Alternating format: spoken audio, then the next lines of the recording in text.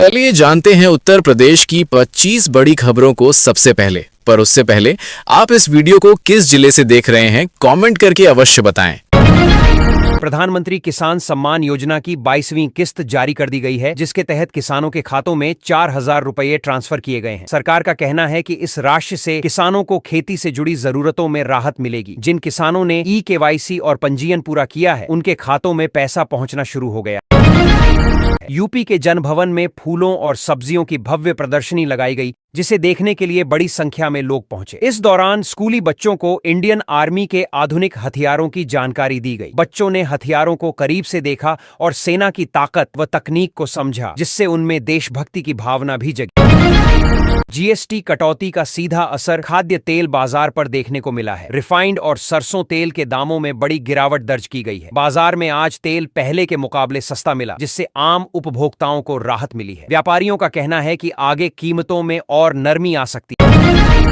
लखनऊ में चल रही अग्निवीर भर्ती रैली के दूसरे दिन 874 अभ्यर्थियों ने हिस्सा लिया। इस चरण में 13 जिलों से कुल 1,103 उम्मीदवारों को बुलाया गया था। भर्ती प्रक्रिया को लेकर युवाओं में खासा उत्साह देखा गया। बनारसी साड़ी में इस बार क्रिकेट वर्ल्ड कप का इतिहास बुना गया है। कारीगरों ने खास डिजाइन वाली साड़ी तैयार की, जिसमें विश्व कप से जुड़े प्रतीक और यादें समाहित हैं। इसे बनाने में करीब 20 दिन का समय लगा। यह साड़ी कला और खेल के अनोखे संगम की मिसाल बन गई। यूपी में बजट को लेकर केंद्रीय मंत्रियों ने प्रेस कॉन्फ्रेंस कर इसे ऐतिहासिक बताया। उन्होंने कहा कि बजट से विकास को नई रफ्तार मिलेगी। इस दौरान अखिलेश यादव और राहुल गांधी उनके निशाने पर रहे। मंत्रियों ने विपक्ष पर जनता को गुमराह करने का आरोप भी लगाया। बाराबंकी में बड़ा घटनाक्रम सामने आया, जब सजा सुनते ही एक दोषी कोर्ट से फरार हो गया। आरोपी हत्या के मामले में जमानत पर था। घटना के बाद पुलिस में हड़कंप मच गया और उसकी तलाश शुरू कर दी गई है। कोर्ट परिसर की सुरक्षा व्यवस्था पर भी सवाल उठने लगे।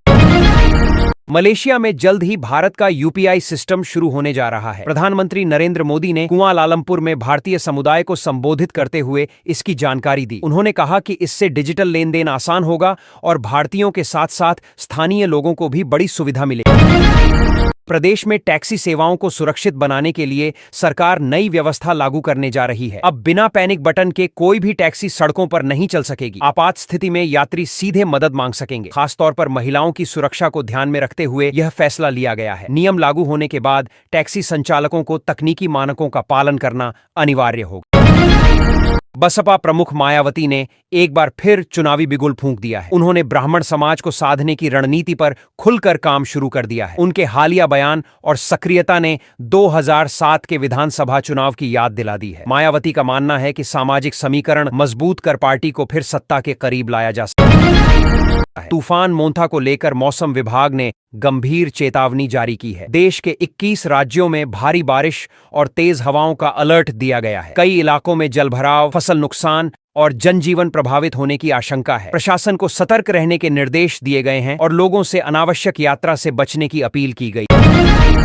पूर्वांचल एक्सप्रेसवे पर हुए भीषण हादसे में बाइक सवार मामा भांजे की मौत हो गई। तेज रफ्तार एसयूवी ने बाइक को जोरदार टक्कर मार दी। टक्कर इतनी भयानक थी कि दोनों की मौके पर ही जान चली गई। पुलिस ने शवों को पोस्टमार्टम के लिए भेज दिया है और हादसे की जांच शुरू कर दी गई है। बाबा वेंगा की 2026 को लेकर की गई भविष्यवाणी एक बार फिर चर्चा में है। कहा जा रहा है कि उन्होंने सोने की कीमतों को लेकर बड़ा संकेत दिया था। मौजूदा हालात में सोने के दामों में गिरावट को लोग इसी भविष्यवाणी से जोड़कर देख रहे हैं। हालांकि विशेषज्ञ इसे बाजार की सामान्य प्रक्रिया मान रहे हैं। यूपी पुलिस ने तत्परता दिखाते हुए 20 दिन में भाजपा नेता का खोया हुआ कुत्ता ढूंढ निकाला। बताया गया कि एक व्यक्ति बच्ची की जिद पूरी करने के लिए कुत्ते को अपने साथ ले गया था। मामले का वीडियो भी सामने आया है। इस कार्रवाई की सोशल मीडिया पर जमकर तारीफ हो रही है। प्रधानमंत्री किसान सम्मान निधि योजना की 22वीं किस्त का पैसा किसानों के खातों में आना शुरू हो गया है। पात्र किसानों को आर्थिक सहायता मिल रही है। किसान ऑनलाइन पोर्टल या मोबाइल के जरिए अपनी भुगतान स्थिति जांच सकते हैं। सरकार का कहना है कि इससे किसानों को खेती से जुड़ी जरूरतों में बड़ी राहत।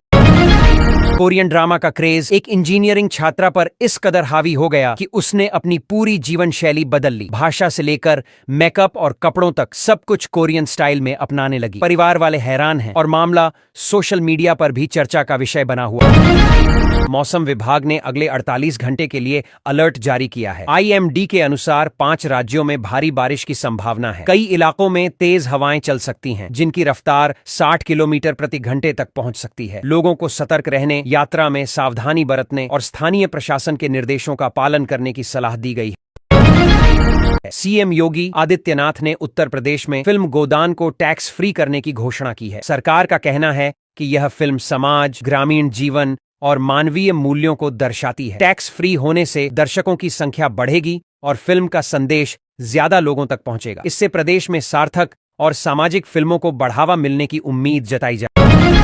अब सिर्फ मोबाइल के जरिए घर बैठे कमाई का मौका दिया जा रहा है। मीशो ने ऐसा ऑफर पेश किया है जिसमें बिना निवेश ऑनलाइन प्रोडक्ट बेचकर आय की जा सकती है। खास बात यह है कि इसके लिए दुकान या स्टॉक की जरूरत नहीं है। छात्र, महिलाएं और नौकरी पेशा लोग खाली समय में अतिरिक्त कमाई कर हैं। संभल में सरकारी स्कूल की दीवार पर आयतें लिखे जाने और महापुरुषों की तस्वीरें हटाने का मामला तूल पकड़ गया है। हिंदू संगठनों ने इसे लेकर कड़ा विरोध जताया और हंगामा किया। सूचना मिलते ही प्रशासन मौके पर पहुंचा और स्थिति को संभाला। मामले की जांच के आदेश दिए गए हैं और शांति बनाए रखने की अपील की गई।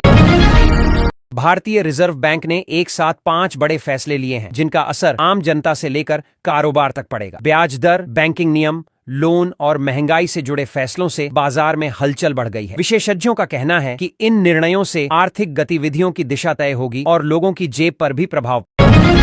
मिडिल क्लास परिवारों के लिए 600 वॉट का सोलर पैनल चर्चा में है। बताया जा रहा है कि यह पैनल रोज करीब 15 यूनिट बिजली बना सकता है। इसकी कीमत सिर्फ 46,500 रुपए रखी गई है। इससे बिजली बिल में बड़ी बचत संभव है और पर्यावरण को भी फायदा मिलेगा। लोग इसे सस्ती और टिकाऊ ऊर्जा का विकल्प मान रहे हैं। गोरखपुर में प्रस्तावित चारकोल प्लांट का लोकार्पण फिलहाल टल गया है। तकनीकी और प्रशासनिक कारणों से इसमें देरी हो रही है। अधिकारियों के अनुसार अब यह प्लांट जून महीने में शुरू होने की उम्मीद है। प्लांट शुरू होने से स्थानीय युवाओं को रोजगार मिलेगा और क्षेत्र के औद्योगिक विकास को गति मिलने की संभावना।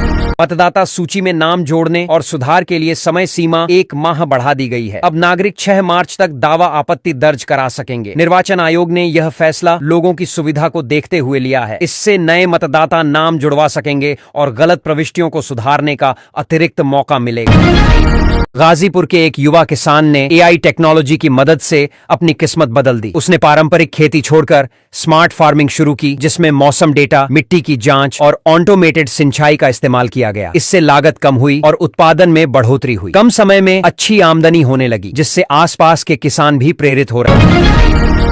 किसानों के लिए सरकार ने बड़ी सौगात दी है। अब सिंचाई के लिए सोलर पंप 80% सब्सिडी पर उपलब्ध कराए जाएंगे। इस योजना का उद्देश्य डीजल और बिजली पर निर्भरता कम करना है। किसान ऑनलाइन आवेदन कर सकते हैं। पात्र किसानों को अनुदान का लाभ मिलेगा, जिससे खेती की लागत घटेगी और आय में बढ़ोतरी होगी।